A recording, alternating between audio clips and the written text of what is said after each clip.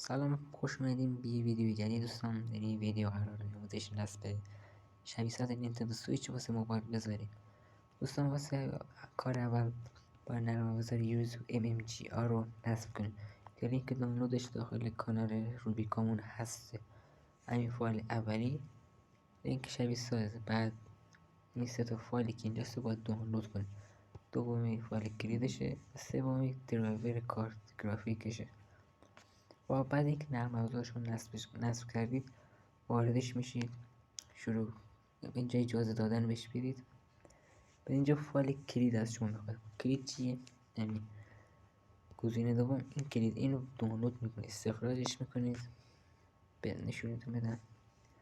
بعدی که استخراج کردید واردش میشه و گزینه دوم انتخاب میکنید. بعد از بازی میخواد. بازی از کجا دانلود کنید؟ لینکش هم اینجا هسته.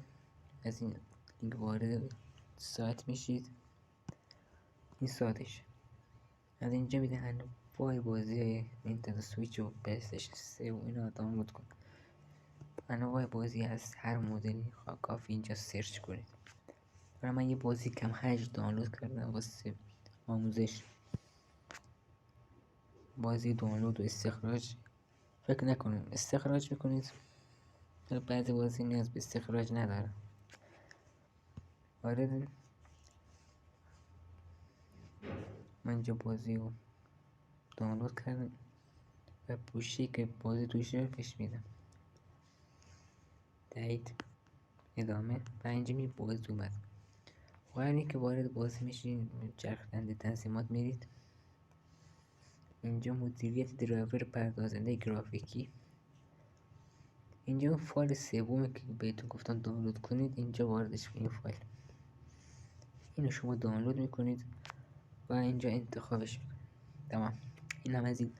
البته قسمت تنظیمات پیشرفته هم هست. اینجا میتونید تنظیمات نسبت به گوشیتون تغییر بدید، قویه یا ضعیفه، بالا ببرید گرافیکش، پایین ببرید.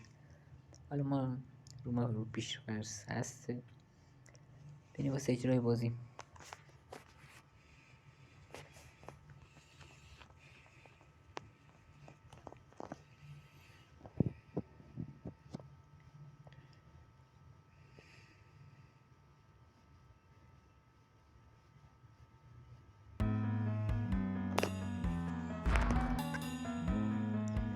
خب همونطور که میبینید بازی نصب شد بدون هیچ مشکلی.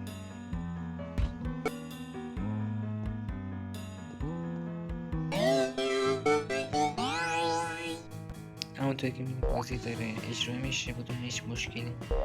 این بازی کم حجم بود، واسه ویدیو میخواستم بگیرم. در ویدیوهای آینده بازی های دیگر هم تست میکنم، شبیه ساز ببینید چطور آپدیت های دیگرش هم میذاریم. حتما برید دانلود کنید ببینید. این نسخه شبیه ساز که گذاشتم واسه پردازنده میدیاتک بسیار مناسبه.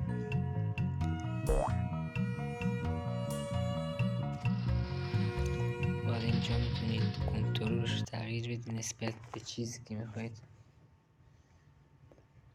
اینجا میتونید دکمه‌اش تغییر بدید که حالا ما کاری نداریم.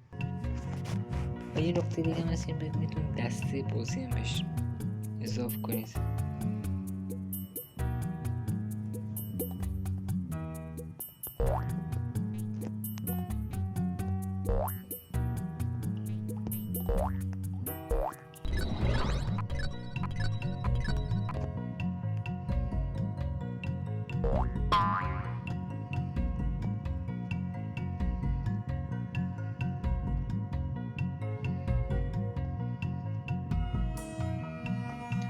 بازی بدون هیچ گل لک اجرا شد.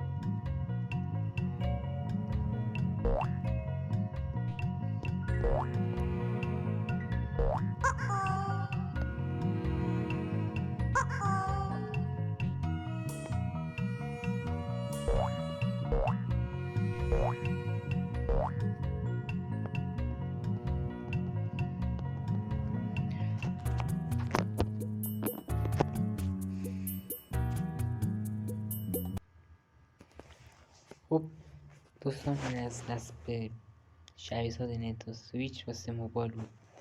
ببخشید که خیلی کامل نبود، چون یه خورده حالم خوب نیست، نتونستم به خوبی توضیح بدم.